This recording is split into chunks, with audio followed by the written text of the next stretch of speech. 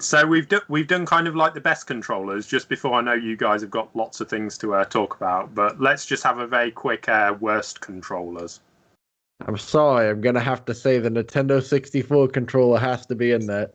Yeah, I like what they were going for. I like the idea, but the thumbstick is a problem.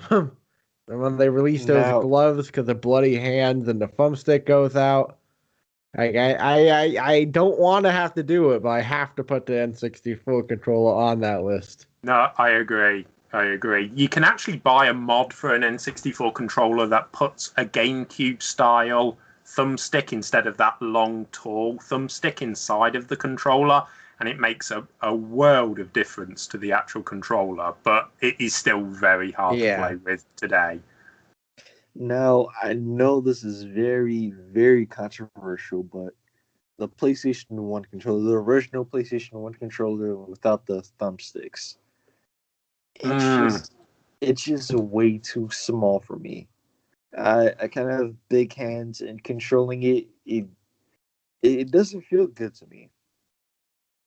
Well, I think I agree, but for a different reason.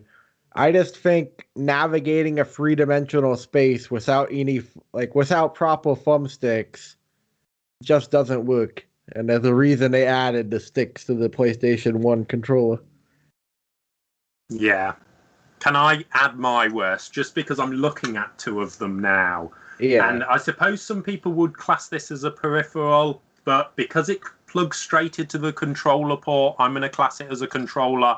And I'm talking about the Donkey Kong bongo set that you use to control the games Donkey Kong, Jungle Beat, and Donkey Konga on the GameCube. So you were using two bongos to control Donkey Kong, and it was very difficult. Yeah, I think I'd include that, definitely. There were, and for the pain that I'm sure plenty of GameStop employees experienced by kids running in and banging on the drums. Yeah, I think we got a pretty solid list of bad controllers, I must say. And it's always up to personal preference, but like I'm sure there were some terrible ones that came out in like the 1970s or something that nobody remembers. I'm sure. But of the ones that matter, we have we have picked the list. Well, actually, though, speaking of kind of like all the way back then, did anybody see like the original NES controller when it was called the AVS? I don't think so. I'm gonna look it up.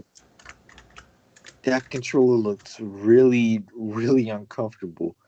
Okay, so just to add a quick fact. Before it was called the NES, Nintendo called it the AVS.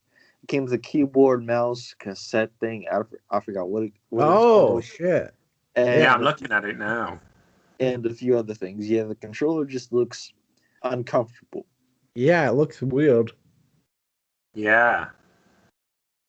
With those, yeah, that's strange. Well, I've learned something like it's new. Too wide. Yeah, it looks weird. You know, it looks. I don't really know how to describe it, but it looks odd.